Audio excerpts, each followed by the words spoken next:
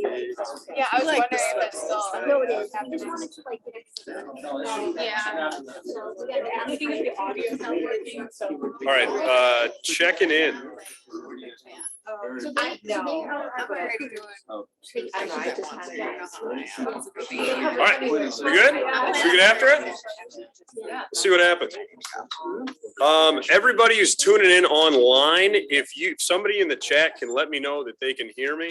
I can't see you, but you can see us. If you can give me somebody give me a thumbs up or any sort of anything would be awesome.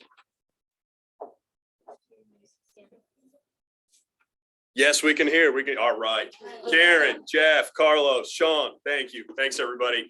To everybody we can't see online, welcome. To everybody in person, also welcome. Thanks for coming in.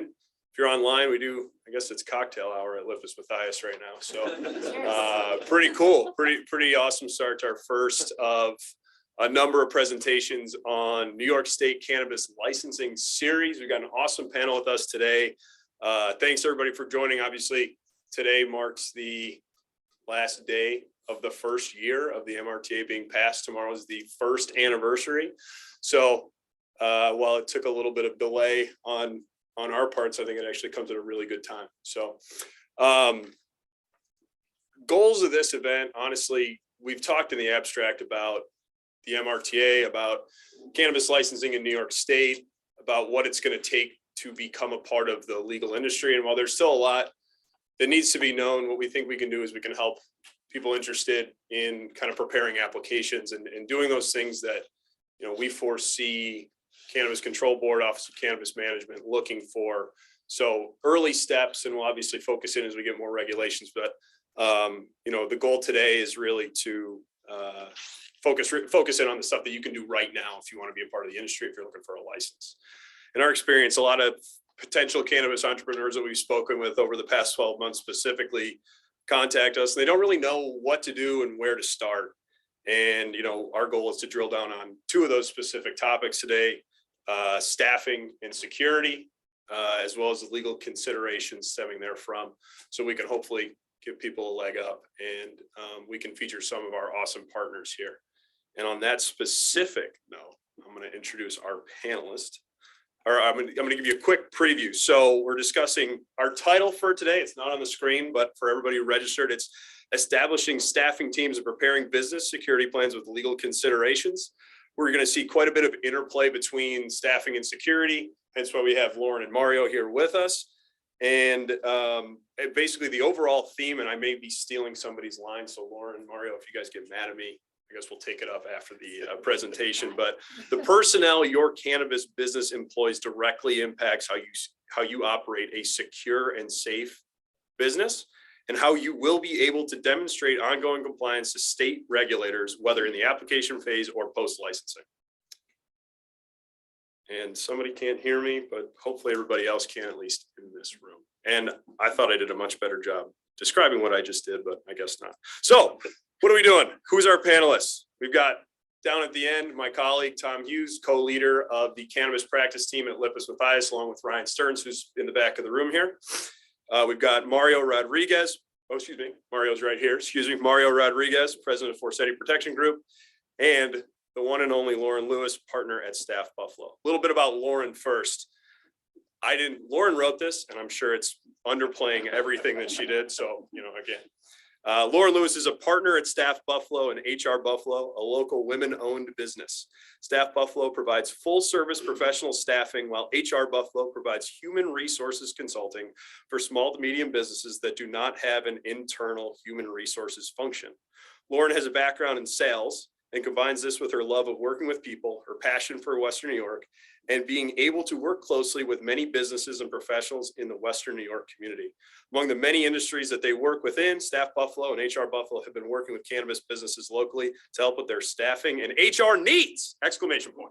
I love exclamation points, so I would overdo it sometimes. So thank you, Joe, for giving the credit to the exclamation point there. Absolutely. You really did a good job. Hey, thanks. It's gonna be tough to follow that one up, Mario, but we'll do our best. I read that from Mario, so I was kind of like, oh, Mario did a really good job. Like summarizing, I have to do a good job. So he's at the bar. Absolutely. Mario Rodriguez is the president and CEO of Forseti Protection Group, one of the nation's leading minority-owned security risk management firms with offices in Boston, Massachusetts, and right here in Buffalo, New York. Recognized as a security and law enforcement expert, among other things. Mario is also an adjunct professor of criminal justice at a local college in Buffalo, New York. Mario is passionate about keeping the community safe and making an exponential impact, which he has already done in a number of ways. And that is my ad lib. Appreciate it. Lucky to work with Mario. And last but not least, of course, is Tom Hughes, senior associate and co-leader of the Cannabis Practice Group at Mathias. Tom has extensive experience in the firm's corporate and private equity practices and represents a diverse range of clients from startups to publicly traded companies. He's also a veteran of the U.S. Air Force and the president of the board of directors at Westside Community Services on Buffalo's West Side, where he resides with his wife and daughter. And I'm Joe. And I will be your captain for the day. So let's actually dive in. We're talking about security. We're talking about staffing. I'm going to let the experts really dive into the details. I'm going to give you the setup, and then I'm going to let our much more capable panelists really dive into the details. So we were talking about the MRTA, and we were talking about basically what guidance Office of Cannabis Management has given us on security and staffing.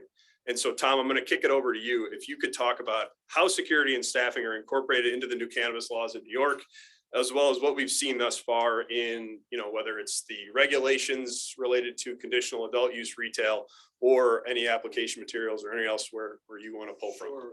And while the MRTA and the New York regulations are still pretty new, especially the new conditional adult use retail and cultivation regulations, cannabis regulation in general is not new.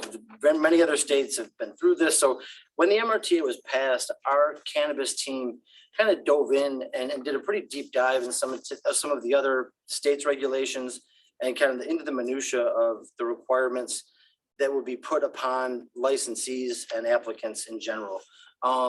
So as part of that, it's no accident that security and staffing were the two things we focused on for the first iteration of this panel discussion, which we hope will have many more in the future.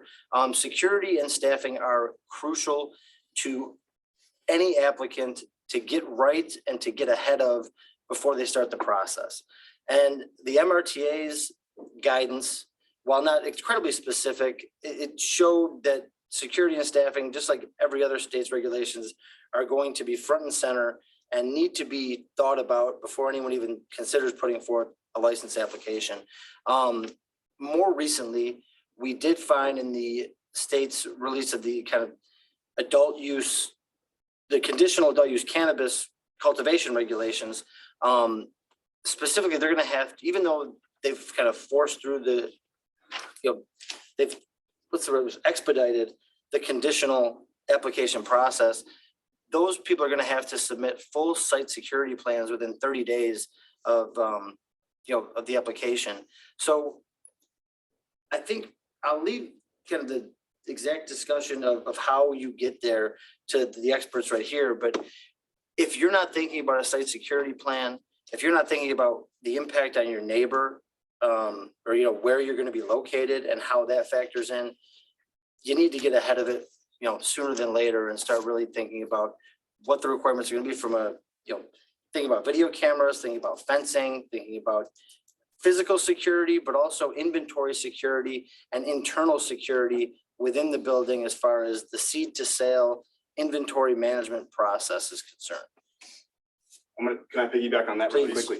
So one of the things that's kind of overlooked in the MRTA that people oftentimes just kind of ignore, and for whatever reason, it happens quite often, but the cybersecurity aspect that's incorporated into the MRTA, that kind of surveillance component and tracking, you have to have solutions at your organization that are going to be capable of keeping all that data, having the actual storage, who has access to it. That all has to be described in your security plan. And so that's oftentimes overlooked because for whatever reason, again, cyber and physical security are never looked at as one thing. It needs to be a holistic approach. And that's where the risk mitigation component comes into play. But we can dive into the other aspects of the adult use piece in a couple minutes, but I want to highlight that piece because it's often forgotten about in that initial discussion. Lauren, anything to either add on top of Mario or respond to a Tom? Well, it was funny because when we were kind of putting the panel together, I was like, all right, security and staffing, like they're kind of completely different. Like, how do they go together? But as we started talking, talk about security when it comes to like your people in your organization, like you have to make sure you're hiring the right people. You have to make sure that you have people in place that care about your mission, care about your organization, are qualified to do jobs you're hiring them to do, and are good cultural fit to your organization. And that does kind of go back to the security standpoint as well, because a lot of times when you're hiring people, you might run background checks, credit reports, all those things, the pre-employment process to make sure you have the right people in place, and they're not going to affect your organization or affect the security of your organization as well. One of the things that you have to remember too, when in these initial phases coming into these organizations, your cash flow is going to be probably relatively high, but that also means that there's also only going to be risk from internal aspects, which is why the staffing component plays a huge role in who you hire out of the gate. Your margins are going to be super thin coming out of this. So the thought process you're creating in the first month, some kind of generational wealth, it's just not real. Let's just be practical. So where you're going to be able to profit and where you mitigate that risk is who you hire and the processes you have in place, and you specify within the 30 days, as Tom said, but you have to make sure that those are key components for what you're trying to achieve for your organization. Yeah, your security is not an external facing document. It's not just fences and cameras. It really is. It's a living, breathing thing that's probably going to be revised. If you're doing it right, going to be revised multiple times as you dive into the process. But having that plan in place initially, when you submit the application and being able to adjust it accordingly after the fact is going to be key to your continued success in those arenas, for sure. And when it comes to continued success too, like keep in mind, you're building a cannabis business, right? So you're gonna be the expert in cannabis, but you want to surround yourself with other experts that can help you with other aspects of your business. Cannabis has like this great allure because it's cannabis. People are like, oh, it's becoming legalized. There's more use of it. People see like almost like they want to get in the industry because they see like a lot of growth and opportunity within it. But when it comes down to it, it's a business like any other business. So you want to make sure you have the business aspects set up as well, aside from like the growing, processing and like Tom said, the seed to sale. And yeah, just on that topic, thinking about the seed to sale and the record keeping, one thing the MRTA is very clear on is the record keeping requirement. And they punt on some of the details as it pertains to security and staffing and the inventory tracking and the seed to sale process. But I can tell you that, having toured facilities, like functioning licensed facilities in other states, and I'm sure many of this, you guys in this room have as well. And, really talking to some of those operators, seeing the procedures they have in place, seeing the equipment that they have to maintain that tracking system I was blown away, honestly, the first time I went through it. Words on paper, I've read all the regulations in Massachusetts, but actually going through and seeing what they have to deal with from the regulators, and from employees, how many people have access to all this stuff. And it just, blows my mind thinking like, you need to be accountable to the gram on these things from the moment they're planted to the moment that they're harvested. The dry weight is weighed and everything. So there's just so many, I'm sure it gives Mario a heart attack. There's so many points at which things could go wrong in this process. The best procedures and the best employees included, there's still just inadvertently so many places that this can get, that there could be an issue, and that you as a licensee are going to have to be ultimately responsible for. So having the procedures in place is great, but dealing with experts in the field and people who have been there and done that is, I think, most crucial, because reading the regulations is not going to give you an accurate description of what the actual process looks like on the ground when it's happening. Yeah, and I think there's a reason maybe for the vagueness in regulations, whether it's with respect to employment policies, with respect to security. As everybody in this room knows, and hopefully everybody online knows, not every business is going to be the same, in the same way that not every cannabis business is going to be the same. And we'll talk in future series about why we probably don't have a ton of guidance on what a good social equity plan looks like, because Nikki Lawley's social equity plan is going to be a heck of a lot different than my friend Jenna Myers. right? I mean, it's what you specific as a community, what can Allentown Rolling Co. do for the community versus what Nikki can do, right? What can Lions May do for the community versus what can Cannabis do for the community and all that stuff. So I think that's a really important consideration. And while the vagueness may be frustrating, it's not without purpose. And I think, well, it's probably not without purpose, and it's likely to encourage some creativity from the state's part in the eyes of its, or in their fledgling cannabis industry with their entrepreneurs. How we doing out there, everybody? Is anybody bored yet? Kyle's throwing a shock at me, which I think is a good thing. So, hopefully everybody online has not left the chat. I think we're still going strong with 30 participants, so that's pretty solid. Tom, I know that you hit on this basically in your last point, but you were describing some of the compliance obligations that we see in mature markets. You know, what are we seeing in New York State as far as whether it's regulatory compliance or otherwise? What sort of considerations are our cannabis businesses likely to have to face, knowing full well that the regulations aren't fully fleshed out yet? But you know, what sort of things do you see coming down the pipeline as far as, if you can go specific to security and staffing? Obviously that's the scope of the presentation, so I think that makes sense. And then Lauren and Mario can respond off of that. No, and George, you mentioned, we're not, you know, we haven't seen a ton of specificity from New York State yet. You know, to the extent that even the regulations that were just recently published for comment, and this is one of the comments that I know we're gonna mention to them, on the conditional adult use retail, which is kind of a hot topic out there in the news, didn't specifically address security or staffing as a, you know, in detail. So I think, you know, before those regulations are finalized, I think we will see that. But I can tell you, like I said, just kind of knowing what's coming down the pipeline, your security plan is something that has to be worked on. And that encompasses all components, like we mentioned, from the, you know, the external security issues, internal management controls, and that goes hand in hand with either, you know, employing or working with security companies like Forseti in order to do that.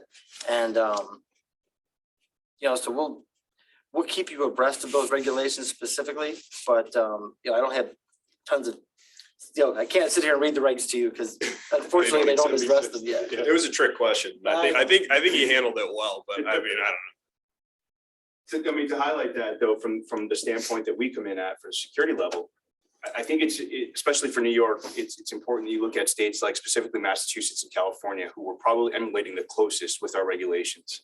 And your business plan and your security plan are going to have specifics. So to Tom's point, you're looking at everything from your operations, how the actual seed to sale component is actually being regulated and internalized. How are you tracking?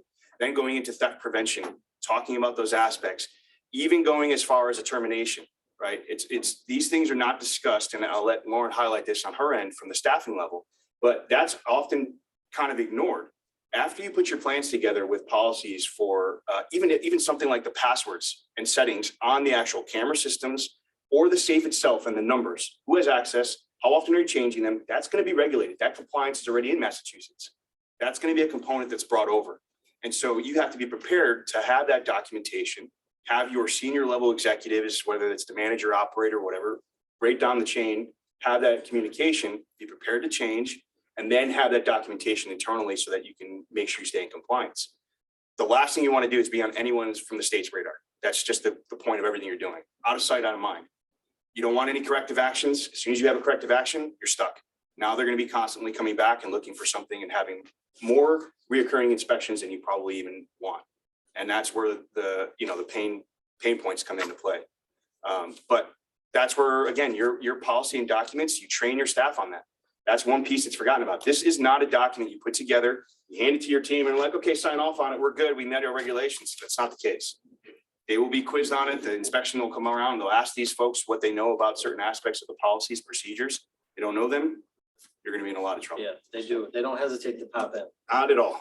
Not at all. We're really lucky in New York State because they really heavily regulate everything when it comes to staffing and policies and procedures and the benefits you have to provide for your employees and your staff, but I mean, it is with good cause. It can be a pain in the butt though, as a business owner, honestly, if you don't have things like lined up in place, from onboarding, making sure you're not, asking your people you're interviewing, what's your current salary? What's your salary history? You cannot ask that in New York State when you're interviewing people. You can't discriminate based on like prior convictions or really anything. Say race, gender, ethnicity, whatever it is. You have to take all those things off the applications. We still talk to clients regularly who have old school applications been used for years and still have those check boxes like check this, check that. Have you been convicted of a prior felony? Were you in the military? Were you honorably discharged? Like, you can't ask those questions. So if you are hiring people in New York State, you have to make sure you're not breaking any of those rules. A lot of times candidates might not know when they do, but it can come back and really like affect you and your business. Then, I-9s, making sure, that's a federal thing, but making sure I-9s are up to date and right and filled out properly and filed properly. Sexual harassment training, diversity trainings, like you have to do sexual harassment training every year for all of your employees. So you have to make sure you're following all those things to make sure you as a business and business owner are staying up to date and compliant within New York State. Because you don't want somebody to come back and get you and it'll cost you fines. It can shut your business down. So those are just all the things you have to consider in addition to the cannabis licensing and those policies and procedures, but the New York State side of it as well. And I'll give you a quick anecdote to kind of show how insane it can be. So Ryan Stearns and I were actually visiting a large cannabis cultivation facility out in just south of Boston in Massachusetts. And we're in one of the greenhouses and every plant has this, large orange tag on it.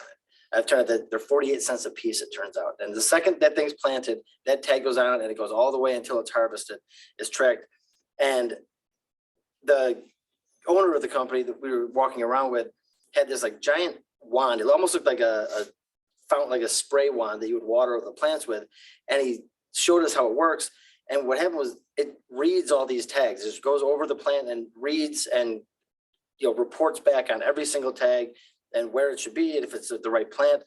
And that resulted from when the regulators came in one of the first times, they went over, waved this magic wand and asked him where 3 specific plants were that weren't picked up that had been there the prior time.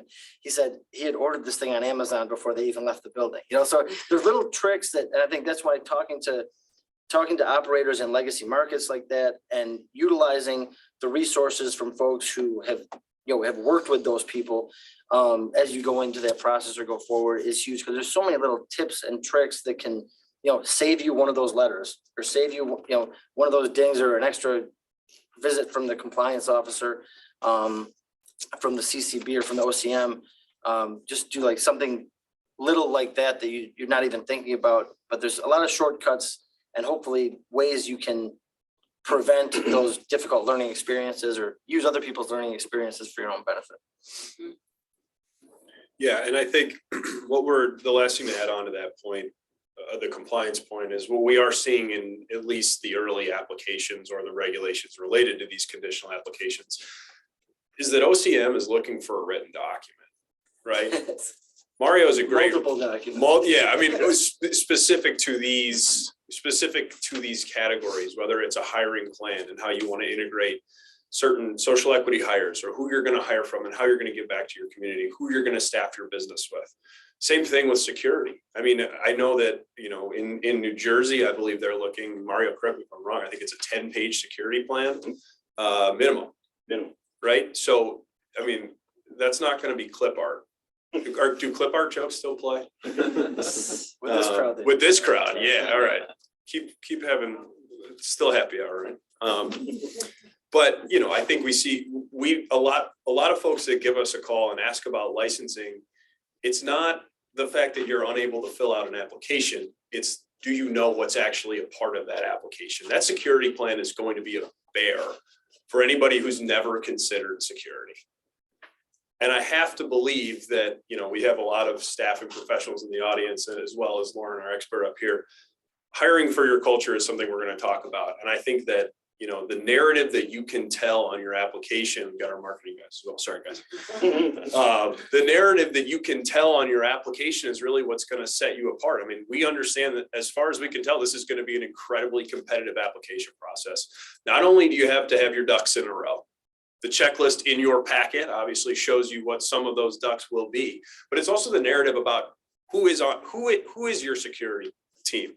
How many cameras are you going to have? Do you have your place blanketed? What's your cybersecurity? What's your staffing plan? Who are you going to put on your business? It's got to be papered. It's got to be papered. And I think a lot of people are surprised by that.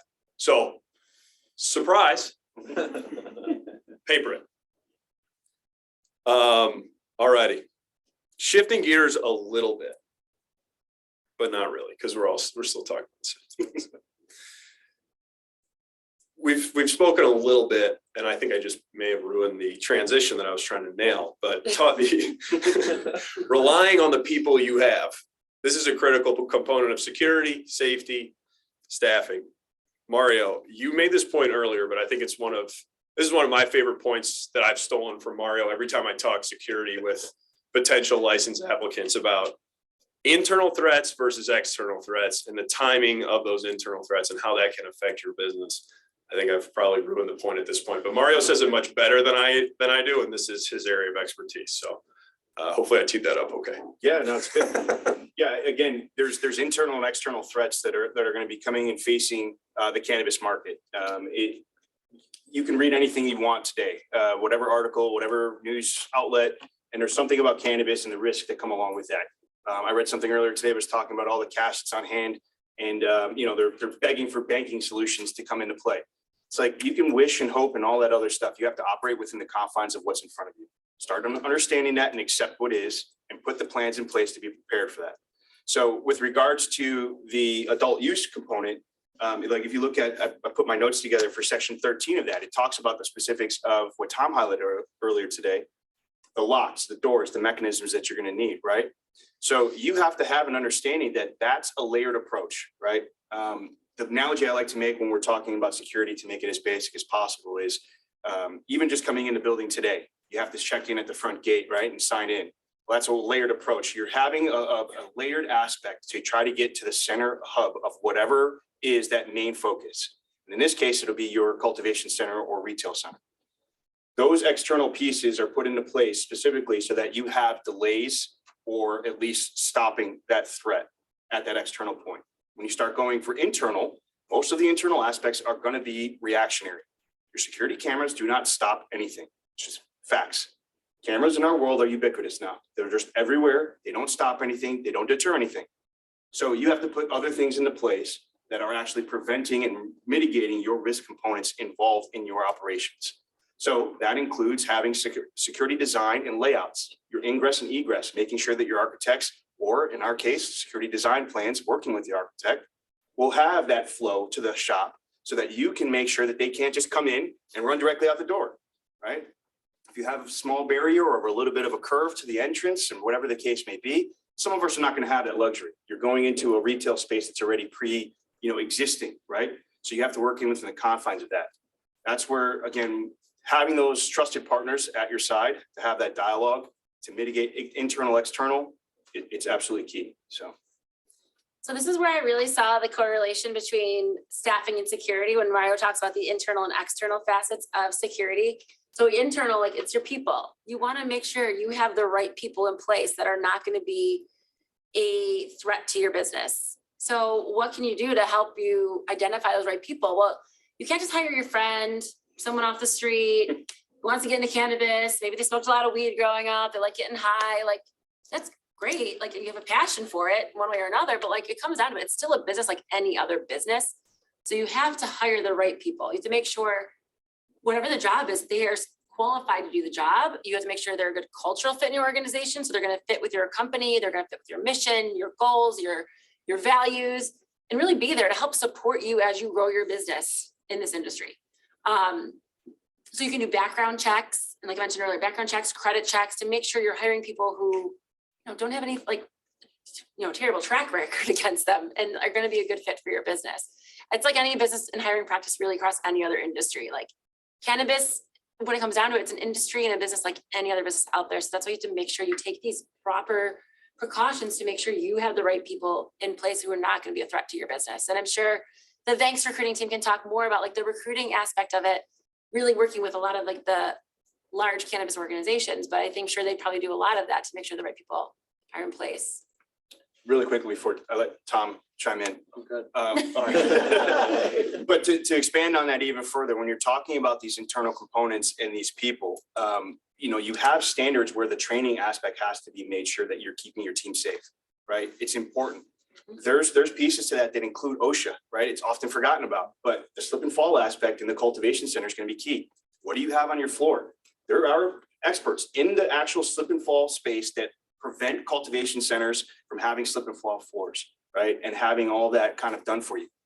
These are the things that you have to know, and having a trusted network behind you is important. In addition to that, when you're talking about these training mechanisms that you're putting in place, after you create the documents, putting that awareness training together. I was telling Joe before we started tonight, you know, we're going to be out in California training a cultivation center on their security awareness. They had a guy that was up against their facility in a lean-to/tent that was homeless and propped up, and nobody on the team saw it for days. How does that happen? Right? I mean, for all intents and purposes, when we talk with them, they're like, this guy could have been drilling through the wall and nobody knew, right? I mean, obviously that's to the extreme, but you get the point. You have to have these kind of aspects for your team that you're expecting certain aspects from them. That starts with the training and what the policies are and the SOP. And to Lauren's point, who you're hiring to make sure that everyone's in line with what the expectations are. And it's not easy, I can assure you. And Tom, I mean, you can speak to this as the lawyer on the panel, but the state's not messing around in terms of, you know, all of the red tape that it's putting up as far as what we're going to have to show and how that ongoing compliance piece happens, For right? sure. And one of the things, Mark, that you kind of hit me when you mentioned OSHA is that a lot of cannabis entrepreneurs, you know, have probably not owned businesses before. They're new to the business ownership and entrepreneur and having employees and the additional regulations that come around that. Once the cannabis regulations are finalized, they're going to be significant. But as a business owner in New York State, as I'm sure both of you guys can attest to, there are a lot of other regimes. OSHA was the one that just did, oh, Jesus, they probably have no idea what OSHA even is, or the record keeping logs that they have to take, OSHA 200, 2000 forms.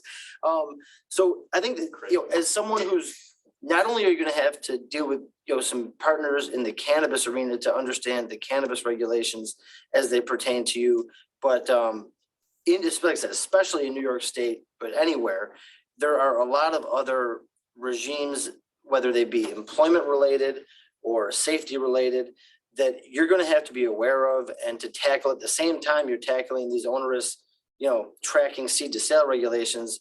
You know, you can't fail to focus on or understand or get the help understanding some of those other, you know, labor relations and employment, you know, the things that go along with having employees in New York State and documenting everything and being prepared for, you know, running this business, hopefully growing your business as you move forward.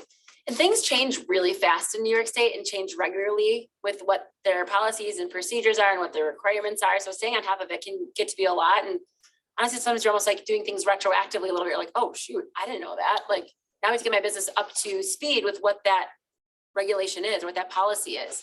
So sometimes it is a lot of like, hurry up and get it done so you don't get in trouble. But that's why you have to like have great partners to help you kind of walk through those things. I mean, I feel very lucky. My business, I'm not a trained HR professional. I'd like to say I just play one on TV.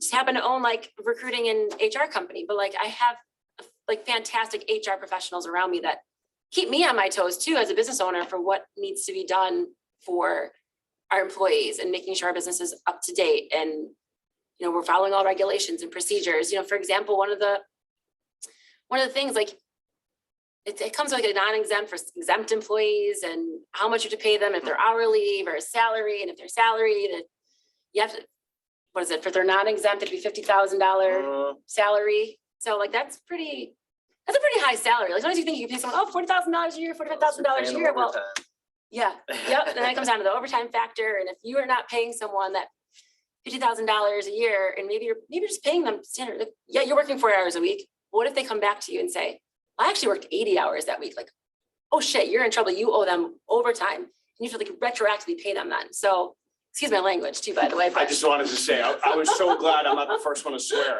So Lauren taking that Leave it up to from me me. is huge. I kid Everyone you lost not. their money. That is All the huge. bets were on. Whoever had the bet that it was me, you guys just lost. It's amazing. I'm absolutely. I always I be really thought it was cautious easy about like money. not swearing, and like lately it comes out so much more naturally and easily. I'm like, oops. Christian lost that bet. He's like, it's gonna be Mario for sure. Wow.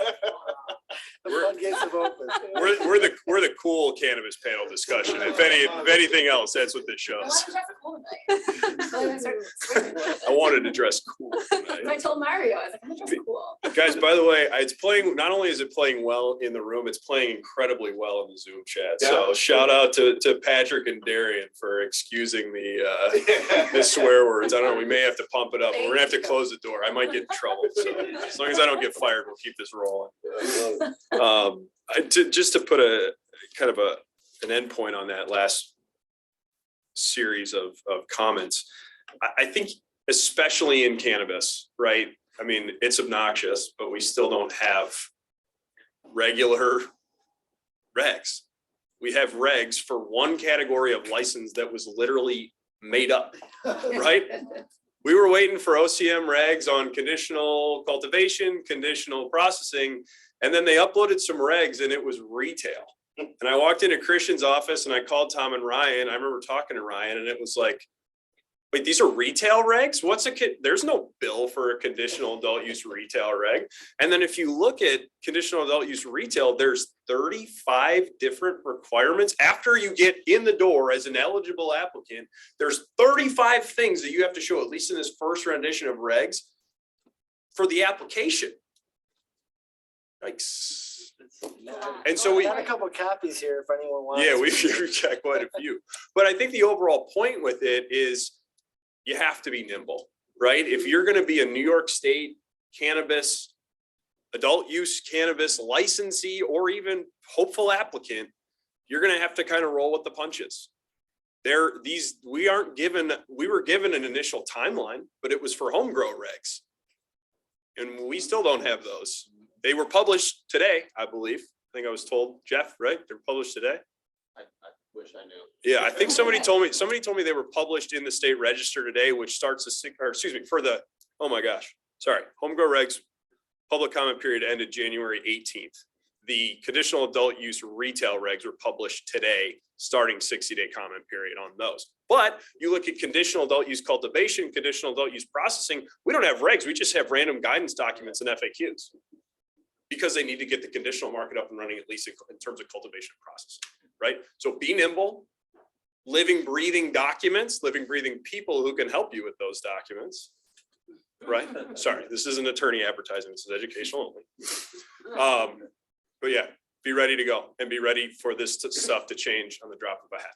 I want to segue from what Joe said a little bit ago about, you have to be nimble in this environment and in this industry. And I think like you have to have people that can ebb and flow with you, very agile people who maybe hire for a certain role, but like they need help with other aspects of your business. So someone who's like not above doing other jobs within your business, within your organization, and can kind of take on tasks or projects as you're growing your business as well. So you kind of want to really make sure you're hiring those agile, nimble, flexible people who aren't on like used to a corporate environment where they're like, here's your career development ladder. Like, right, there's probably no career development ladder right now, really, for some of the smaller cannabis businesses that'll be growing, especially in New York State, building the business and growing. So you want to get those right people with you as well, because that's going to just only help your business.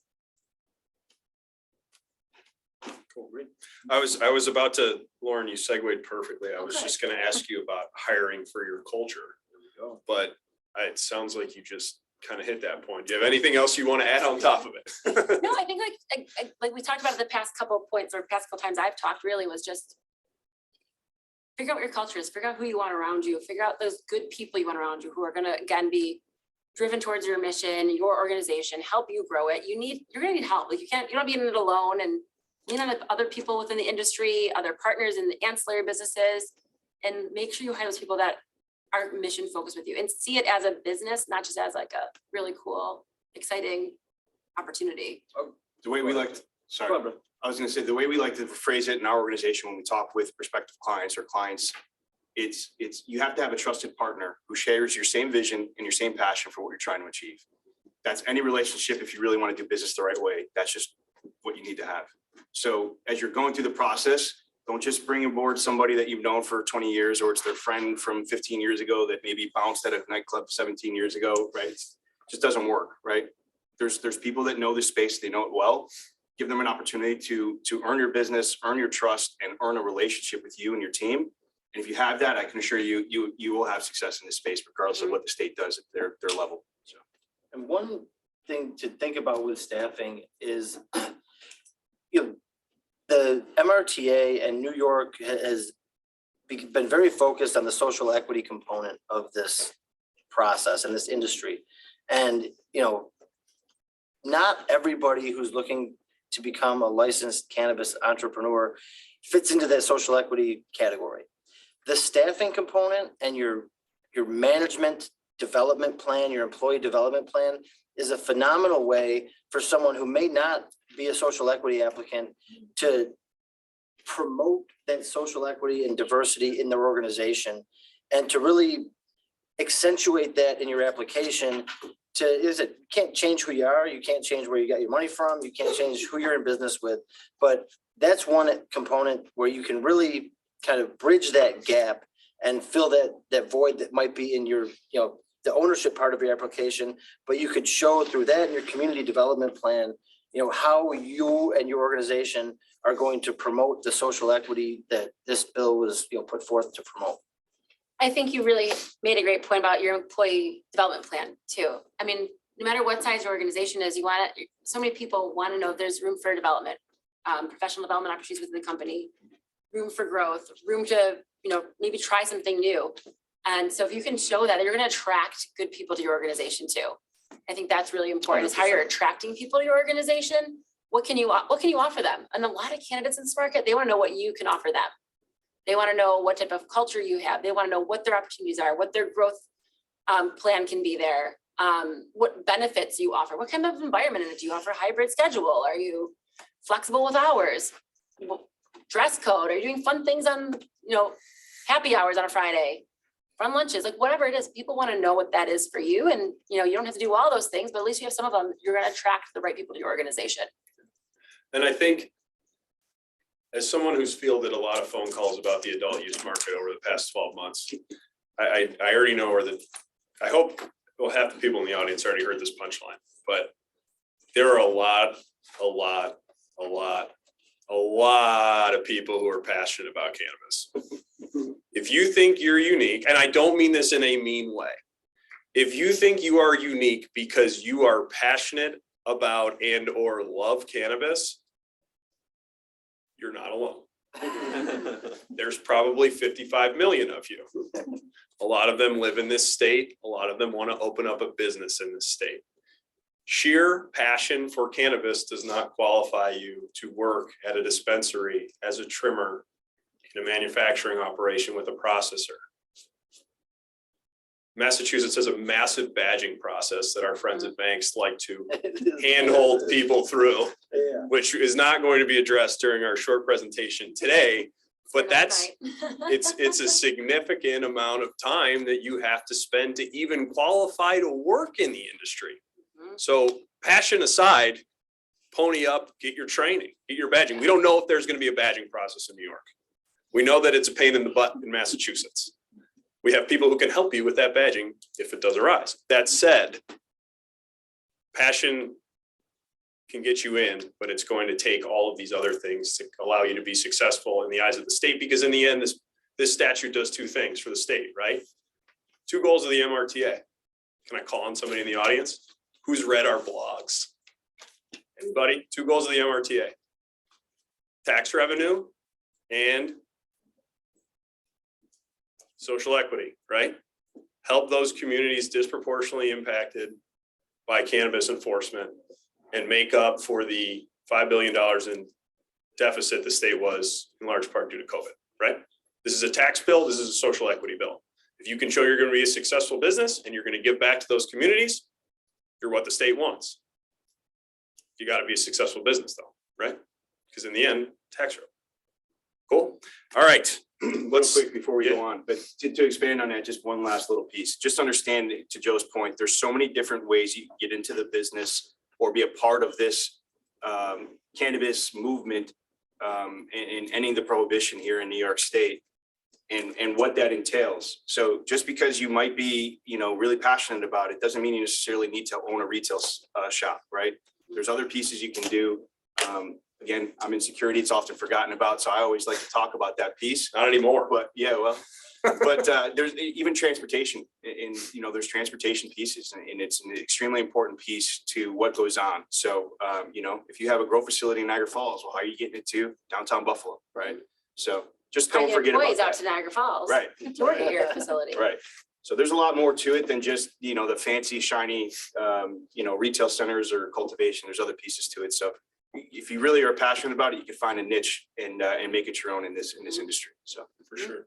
sorry.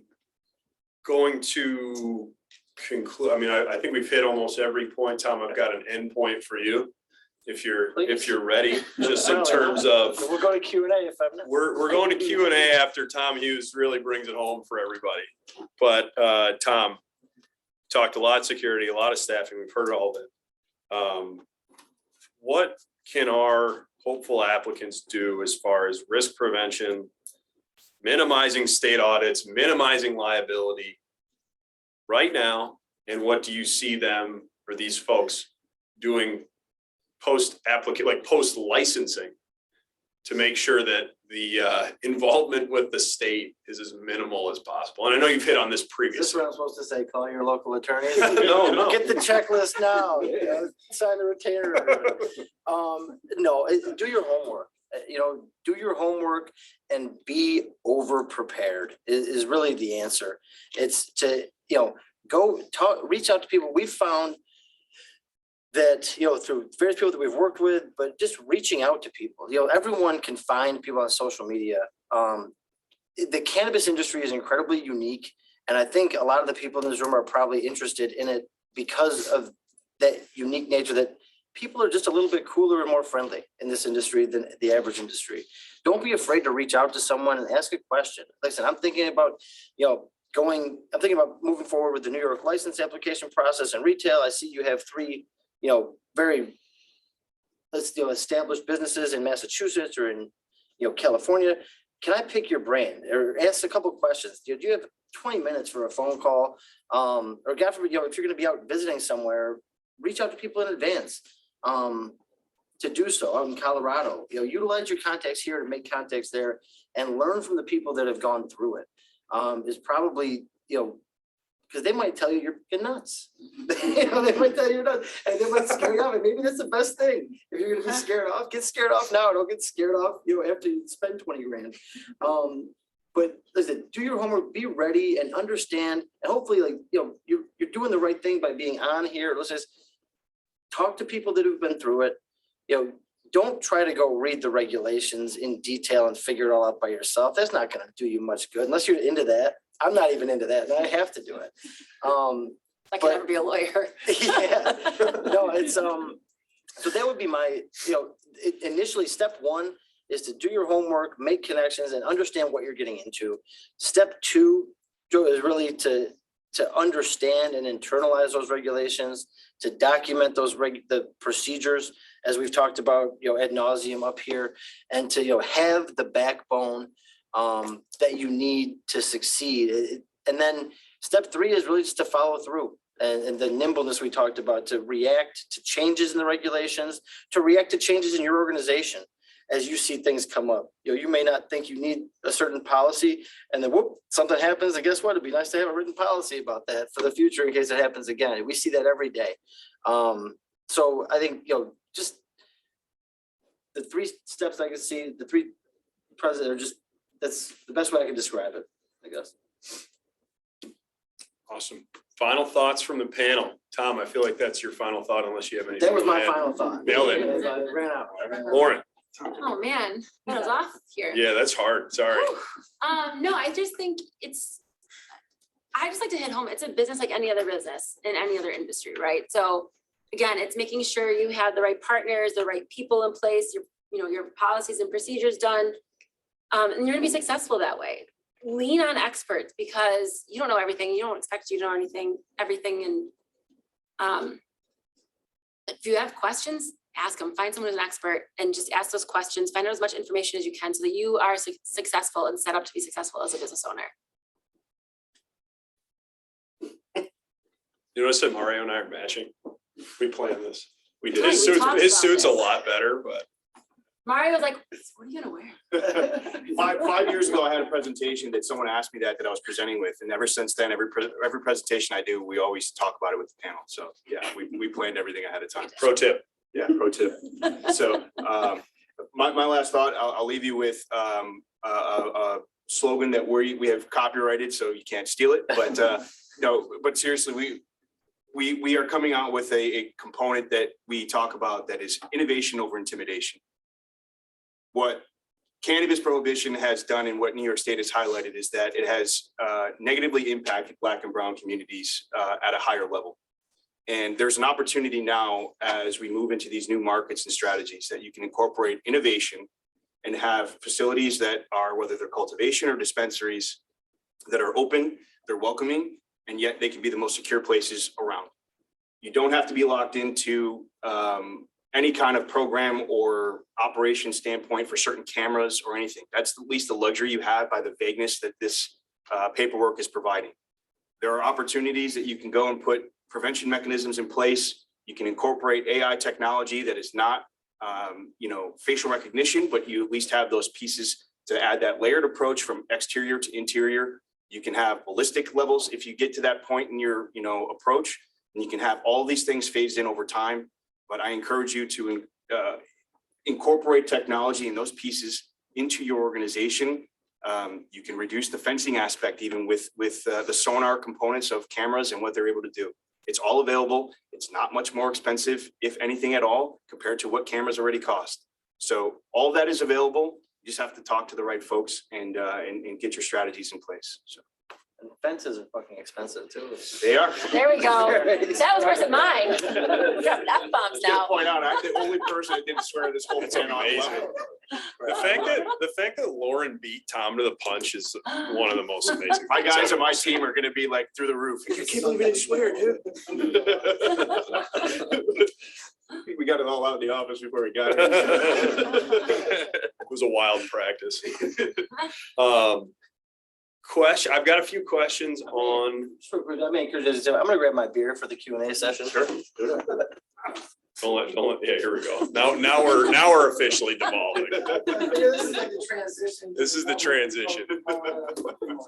Questions from the audience, comments from the audience. Jack. A couple things. I gotta believe that a real good computer system, software system is gonna be real important, especially with somebody that really knows what they're doing.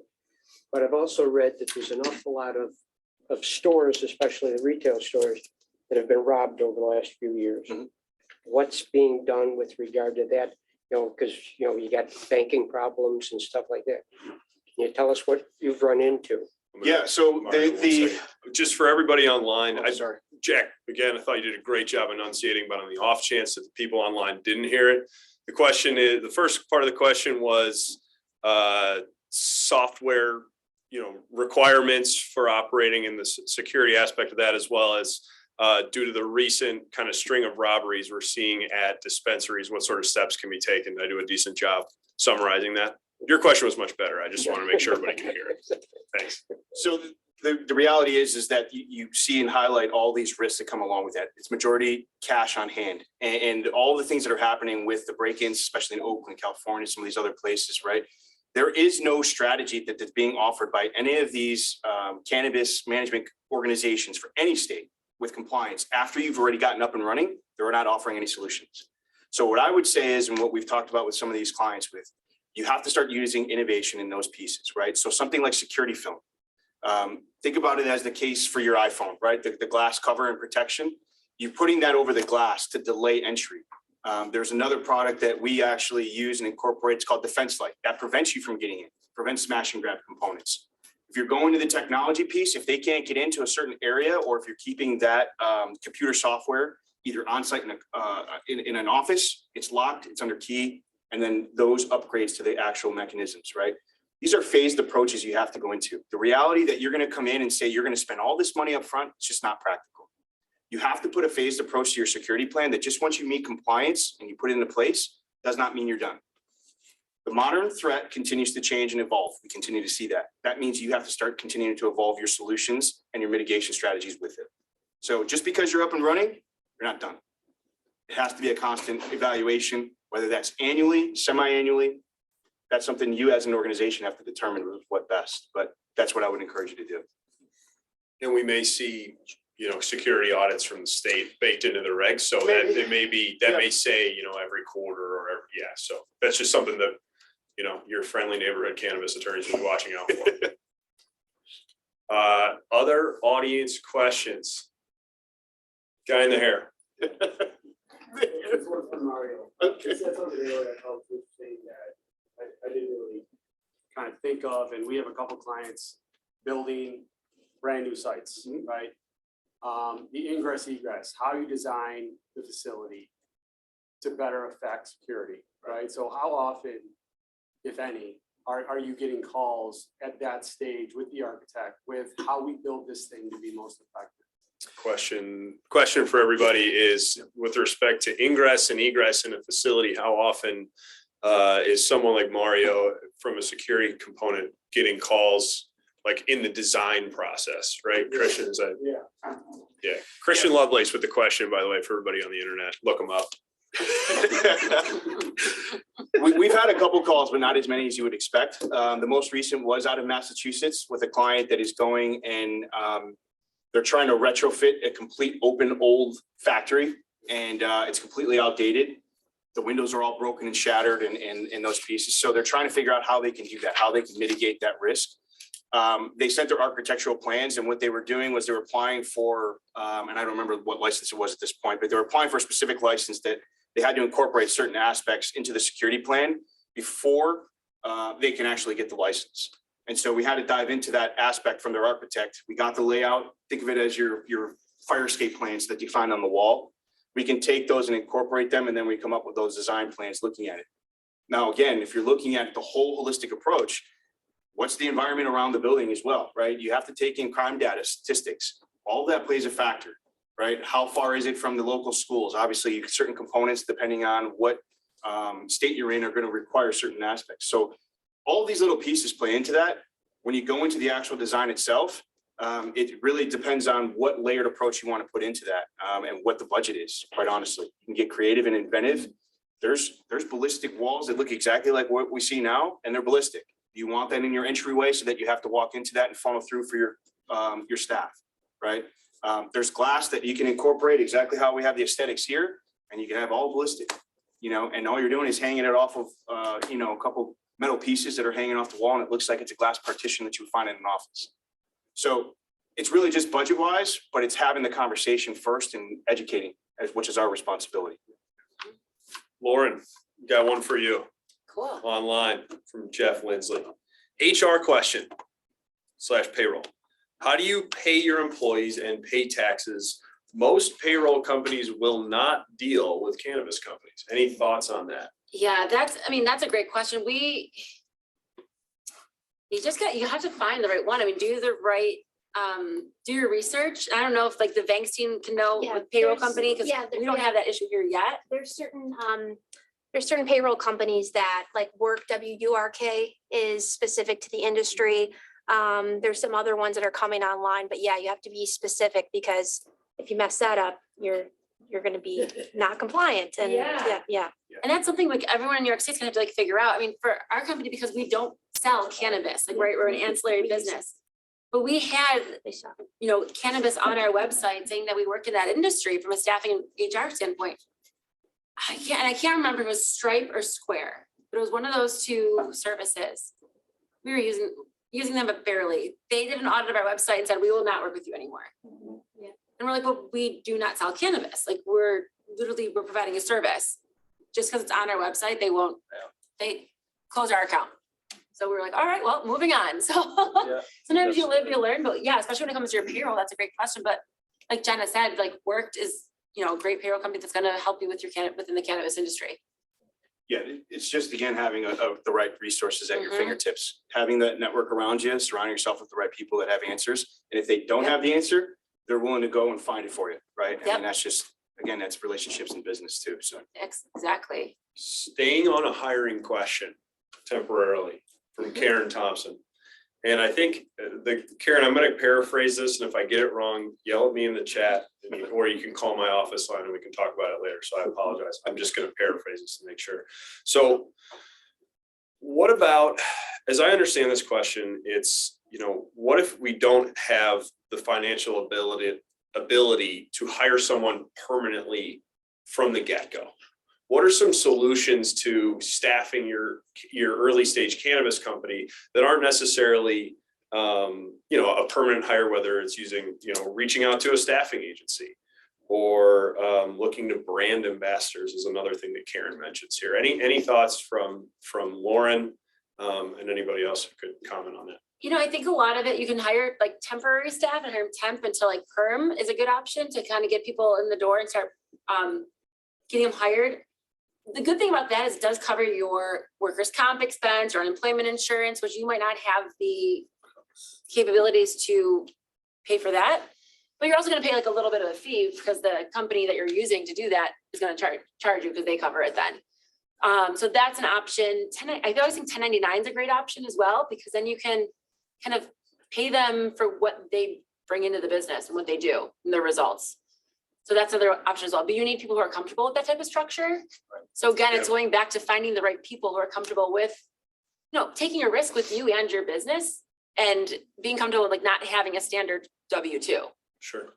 Mhm. Yeah. So you Claudia. gotta kind of play with that, play with that a little bit. So to expand on that, actually, you had mentioned before that in like other states, there are specific regulations in place for hiring, just like hiring, so you don't hire some random guy off the street. Are there like similar regulations that are going to be in play in this state? Because I mean, like honestly, like our business is looking into going into the temporary staffing side of it, where we actually have a full-on training thing, but we don't know how we can, or who we can even approach to even see if we can be like an accredited certification process for somebody who wants to do this for another company. So like, who would I talk to for that? Or even like, what can I like? So I'm hearing like compare that to? 3 different questions from you. Yeah. I'm hearing one about like state regulations and hiring. I'm hearing something about temporary staffing and something about certification.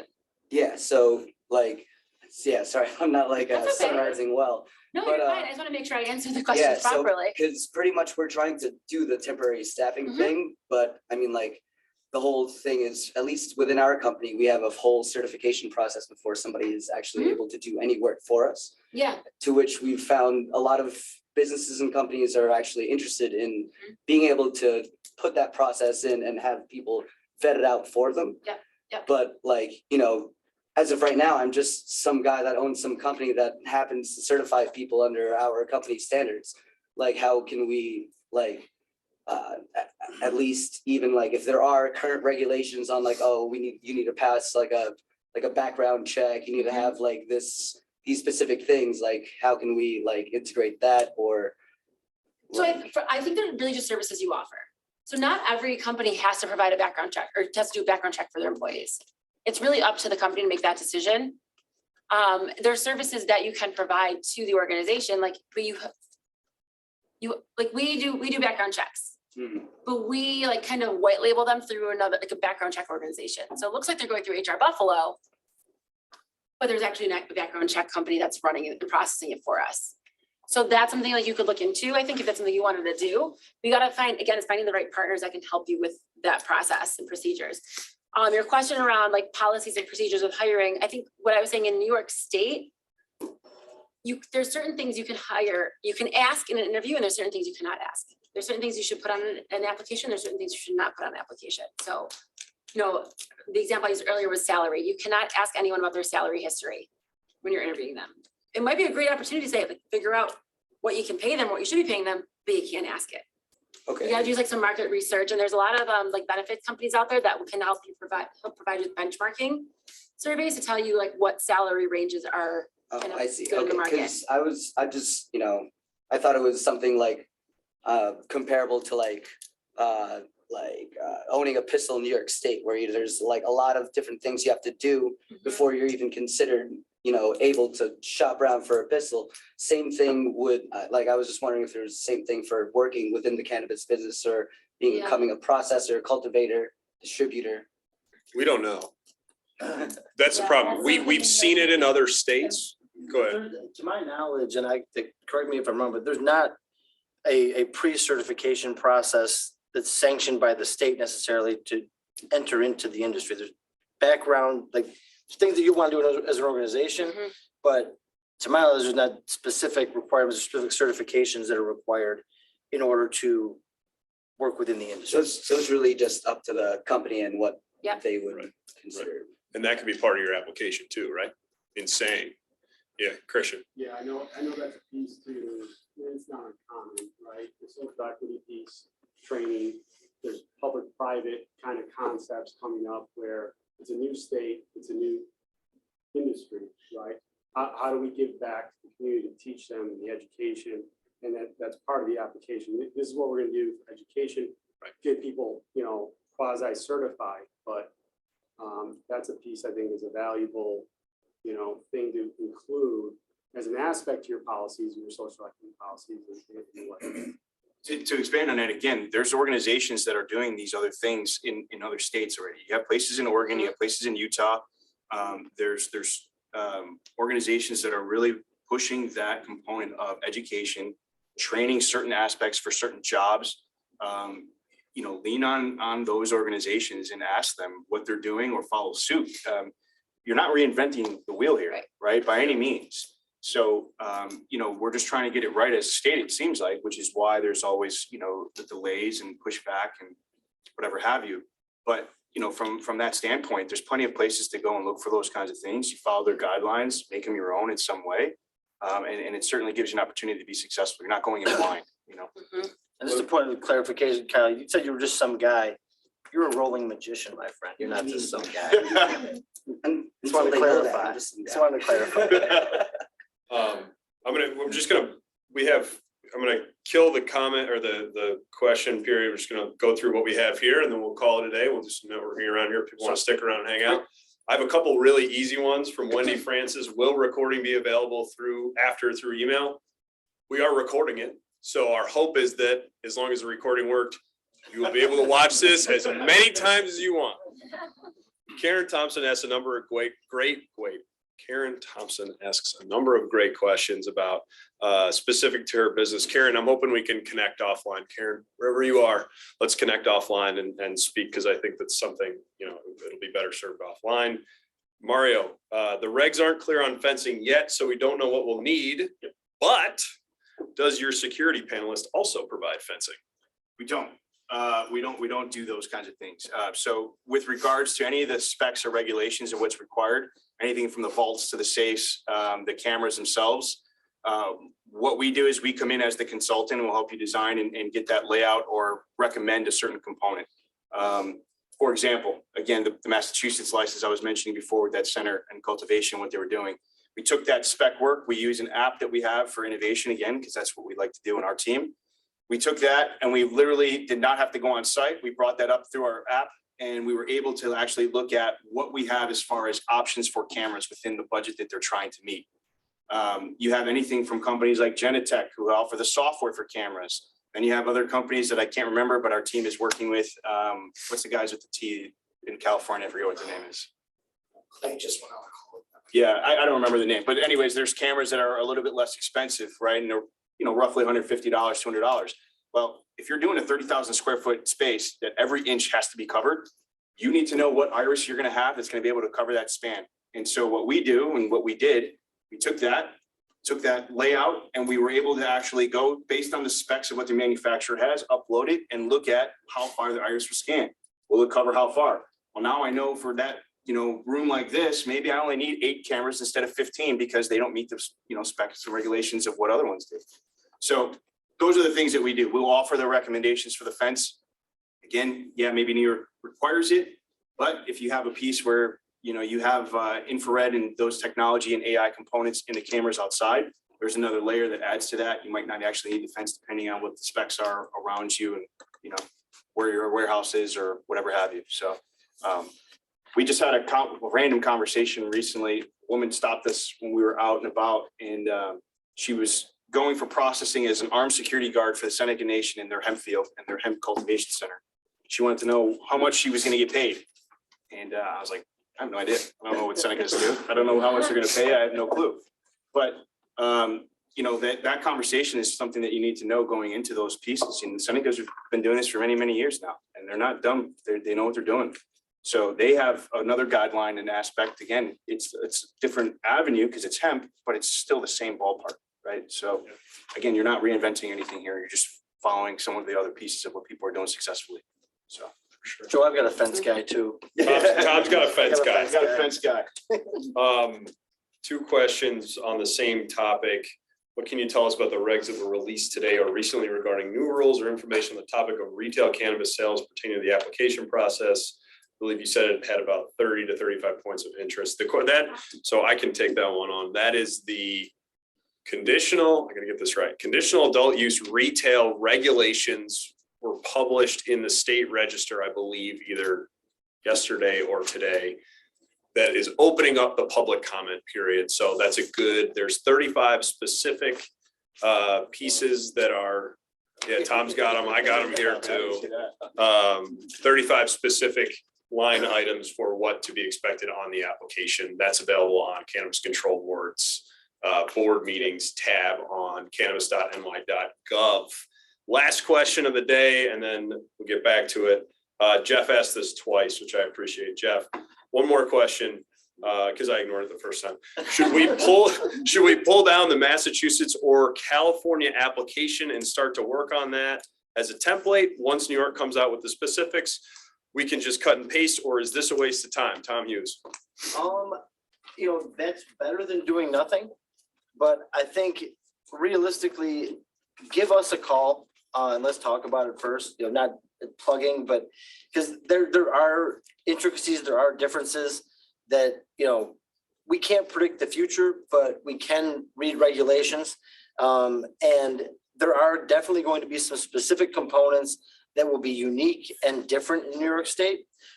Do we know exactly what those are or how they're going to present? No. Do we have a much better idea now that we've started to see some regulations? Yes. So you would not be wasting your time, but to use your time most efficiently, I would, you know, take a look at those, take a look at multiple states and have a conversation, you know, with Joe or Ryan or Christian or I, and we can at least get you started on the right path to make sure that, you know, you're as prepared as you possibly can be. Yeah, look, it's going to get you comfortable with the material, but those conditional adult use retail regs are the closest thing that we've seen to an application, other than actually going online and looking at the conditional cultivation. But I don't think that's the state needs plants. And there's unique and different components to even those than we've seen in any other state. So, you know, there's some things that will transfer, you know, universally. You know, you need to tell them what your organizational structure is. You're going to tell them where your money's coming from.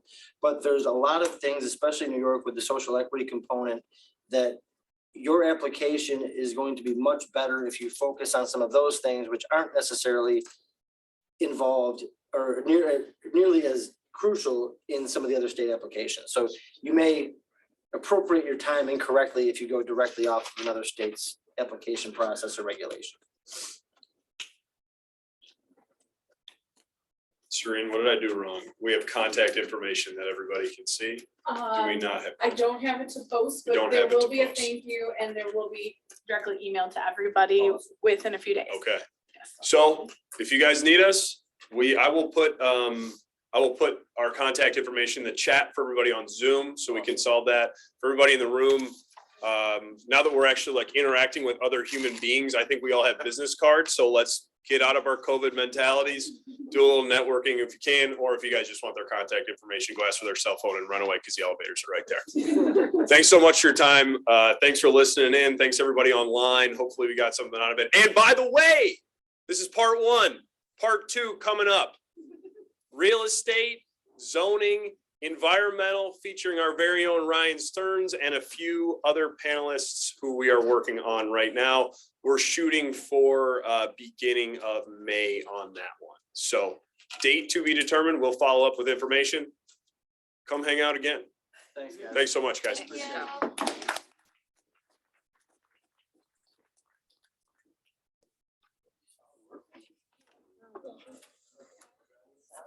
That's interesting. I like very.